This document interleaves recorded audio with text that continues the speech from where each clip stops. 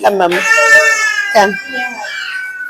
Buli ssaawa eyitawo akasirise mu kifo ki Teresa Children's Home kataataaganyizibwa amaloboozi g'abaana abakaaba abazannya n'abasoma. Kyokka eri abo abawangaalirawo amaloboozi gano kabonero ak'enkukunala ak'essuubi n'omukisa eri abaana bano oba oliawo abandibadde baafuuka enfumo nga baafa dda olw'abo abaabazaala okubasuulawo. Ekifo kino kye kyafuuka awaka awatandise okubakubira ttooki mu biseera byabwe eby'omu maaso. Omwana ono eyakaziddwako erya Balamu ye yakasembayo okuleetebwa mu kifo kino ssabbiiti nga 3 eziyise nga nnyina eyamuzaala yadyekadyeka abasawo we yazaalira nti afulumye kujja nsimbi ku ssimu abasasule wabula n'ayitirayo nga mulongoose. Ate nga teyaliko omuntu yenna gwe yali azze naye mu kakiriniki ako. So abakiriniki ne basoberwa omwana oyo ne baloopa ensonga ku poliisi. So we batyo batuyita ne tufuna Baby Gloria nga talinaako linnya lyonna. N'olwekyo ne tumutuuma oba patroni waffe n'amuwa erinnya lya Gloria. Naye abaana baffe bonna abalenzi be bamulungi Tereza ate abawala be bakirabo Tereza. So Baby asemberayo ddala twakamala naye weeks 3. Banna abalala abasoba mu 40 nab'engero zaabwe ez'okutuuka mu kifo kino tezaawukana ku lulwe. Tugeze ng'abaana abanyululwa okuva Matoyi, abaana abo abasuulibwa kasasiro, bangi babasuula myala, abalala babaleka ku makubo, babaleka mayumba agatannaba kugwa, bangi balekebwa ku makyakezi. Teweewuunye ne mu compound za families zaffe osobola oba ku mulyango okusangawo omwana. Robina Nantongo yakulira ekifo kino era atubuulidde emitendera abaana bano mwe bajjira. Ne baba chairmans bakwasaganiza wamu n'abo abazira kisaba babasanze abaana bano ne bongerayo ne babakwasa ab'amateeka. Kati awo ab'amateeka mwe muli Family and Child Protection abakubira social worker waffe ne batubuuza oba tuyina ekifo ne batukwasa omwana oyo mu mateeka. Bwe tutyo bwe tubafuna. Nantongo atubuulidde nti abaana abamu batuuka tebali mu mbeera ya bulamu nnungi. So abaana abo bajja engeri bwe tuli nti si ffe tubazaala ate tetulina nakakwate ku families zaabwe. Ebisoomoozo bisobola okujja omwana n'alumbibwa ekirwadde nga wa nnaku 2 bw'ova kinaffe tetusobola kumanya bulwadde ki obumuluma. Naye kye tukola kubanga nti mu ndeera mu home tulinamu kiriniki n'abasawo ababeeramu bananses bakebera abaana abo ne babajjako omusaayi ne tukebera endwadde endala eziyinza okusookebwako ze tusobola okumaneginga wano. In case embeera ebeera ng'ebize nnyo omwana oyo tumutransferinga mu malwaliro amanene ne basobola okubeera nga bakola full body check up okulaba omwana ekimutawaanya. However ebiseera ebisinga tufuna obwana obuzaaliddwa nga tebutuuse era ne mu abo abakulu boolabye mulimu bwe twafunanga bu premature. For example, Francis yazaliwa ku myezi 6 nga tatuuse mama n'amulekayo mu ddwaliro e Kawempe. Omwana oyo twalina okubeera nga tugenda mu ddwaliro eddene ne tubeerayo emyezi 2 ng'ali mu incubator. Bwe yavaayo ate era yali tannaba naye olw'okuba nti obusobozi bwaffe awe bukoma bwe tuba tusobola okubeera nga tusobola okubeera ng'omwana ono tusobola omubudaabuda n'avaamu bulungi tukomawo mu munda ne tutandika okukola ffe gye twatuumawo Kangalo ey'okubeera ng'omwana oyo tumuteeka mu kifuba kyaffe ne tuwaanyisa mpalo bamaama n'abeera ng'asika ebbugumu eryo nga bwe tumufiidinga n'amata ag'emikebe ge twandiise formula milk. Amata ago nno ga bbeeyi kubanga omwana waaviiramu paka ku myezi 6 tubeera tumufiidinga amata ago. Ate olw'okuba nti aba teyafuna kirungo kiri kyafuna mu mabeere ga mama we era tusigala tumufiidinga kwaga amata ga formula aga 6 to 12 paka bwaweza omwaka at least immunity ebeera ng'eri bold. Okulabirira omwana ng'ono okuva ku lunaku lwalondeddwa n'ayita mu mitendera gyonna egimutuusa wano si kintu kyangu kubanga bayita mu bintu bingi ng'era bw'omulaba okutawaanya era omwana omuto bw'abeera ate nga kijja n'ebisoomoozo ebirala nkumu naddala mu bantu bano abababeeramu okubalabirira. So ebintu ebyo byonna bitwala ssente nnyingi, of which tumala n'emyaka 3 ng'olina omwana nga tuli stuck, nga tuzeeyo mu community ne tunoonya family ne zitubula, nga tulina kunoonya family zisobola babudamya oba gye twandiise fostering. Ezo zonna ssente. So ebisinga otusoomooza endwadde kubanga bano baana bato zigwawo entakera. So tubeera nnyo mu ddwaliro in and out. Abaana bano tebabeera nabo lubeerera, balina emyaka gye batuuka nga balina okubaweereza mu bitongole ebirala ebikkirizibwa okulabirira abaana abakuze, okunoonya bazadde baabwe bababawe oba okufuna abazira kisa abanoonya ab'okuwa omwasirizi. Tetukkirizibwa kipinga mwana bbanga ddene munda muno. Tulina okuddayo ne tunoonya famire ye ffe nga ffe, kuba poliisi yo bwekuwa omwana eba emukuteeredde. Ebisigadde ffe tumanyi bwe twetetenkanya. So bwe kiba kiganye nga tumaze okukola ebirango, tumaze okubeera nga tukola posts ne tugenda ku byalo ne tubuuliriza, tutandika okunoonya families eziri willing okutwala abaana bano. Bamaama tukibateekamu ne bakimanya nti Joseph ono gw'olinako bond, Posiano ono gw'olinako bond, enkya agenda funa omuzadde amutwala kuba naye yeetaaga okubeera ne ordinary home like our own babies at home. So ne tukibateekamu n'akimanya nti singa nkikola nnyo kijja kunkosa ate n'omwana ono kimukose, kubanga alina okumanyira family gy'agenze. Okay, bw'aba afunye famire ye alina era okubondinga ne famire ye. Kyokka kino bo nga abalabirira abaana twagadde okumanya oba nga tekibaleka mu kwennyamira olw'akakwate ke baba bafunye nabo.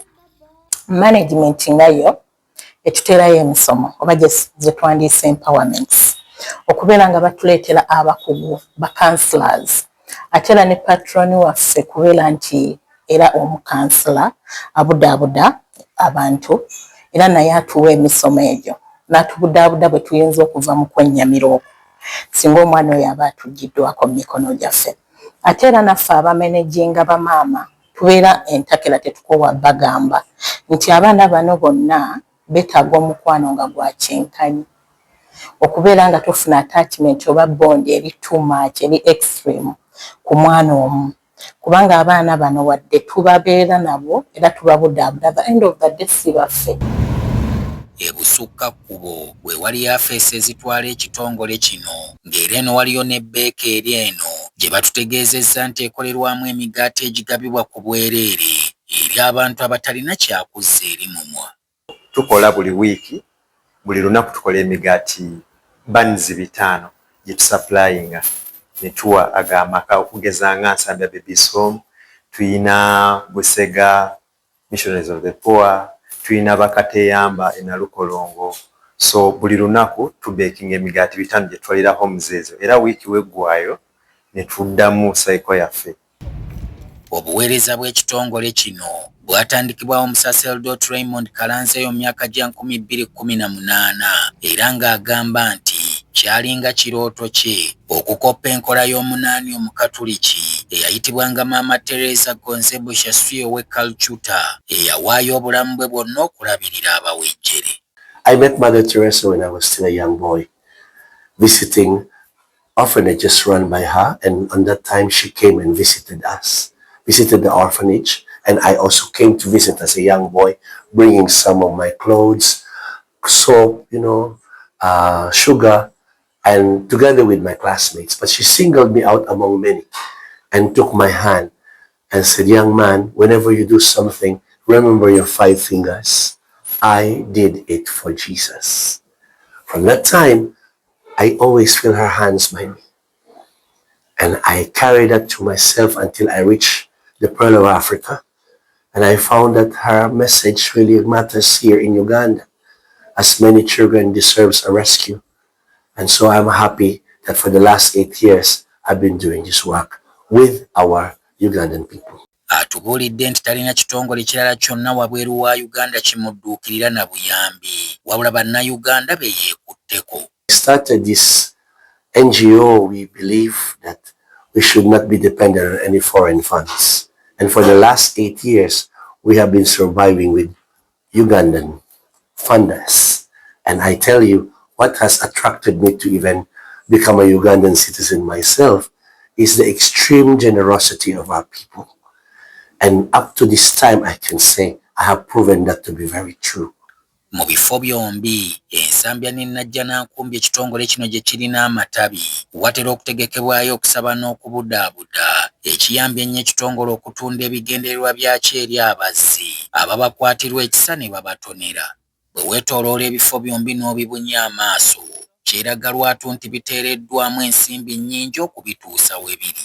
Kyokka ekyennaku mu bbanga ttono nannyini ttaka lino yandibibasibira ku nnyindo kubanga ekifo abadde abapangisa kipangise nga watuusa akyetaaga mu nsimbi.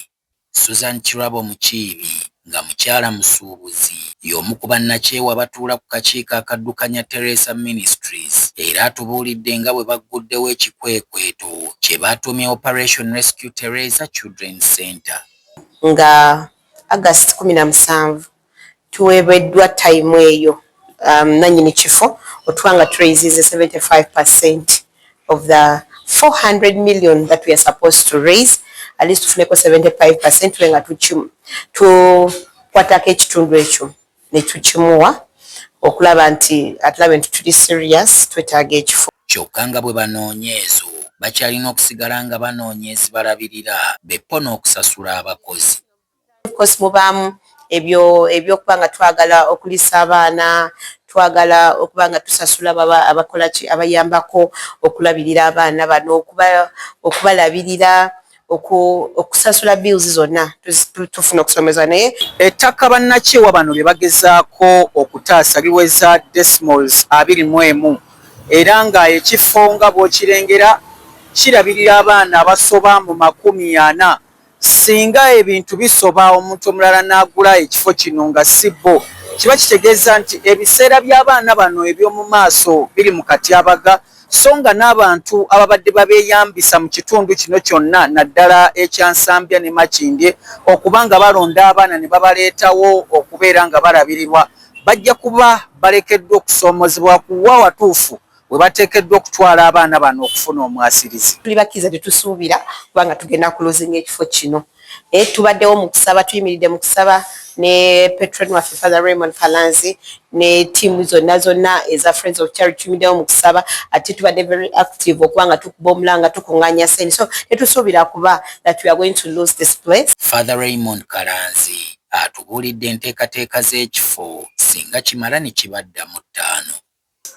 I think this time, after we purchase it, and this I'm telling our donors and our supporters, that get ready because we will become more aggressive and more convinced of trying to renovate the place and making it even more to the standards of the needs of our children. Oyo yenna akwatiddwako emboozi eno bw'oti bw'oyinza okuyambako. Ku mikutu gyonna tutaddeko accounts zaffe ku MTN, Momo, Airtel, account ya Teresa Centenary Bank, tutaddeko obubaka obwo bwonna okwokulaba nti yenna akyayinayo yonna kyebateekako. I encourage those who want to support us to continue. I will not leave my country and settle here in Uganda for nothing. I've found a country and a nation with its government, with its supporters, with also many of our business people around willing to do something beautiful for God. And so I ask you, please support this campaign. We have given so many and circulated so many materials and even the information in this program. I would really want to tell you, I have been blessed by doing this work. Why can't you? Omuwandiisi omu yagamba nti kyangu okuzimba abaana ab'amaanyi era abagumu okusinga okuzza obujja omusajja amenyese oba eyabula. Nze Solomon Kaweesa.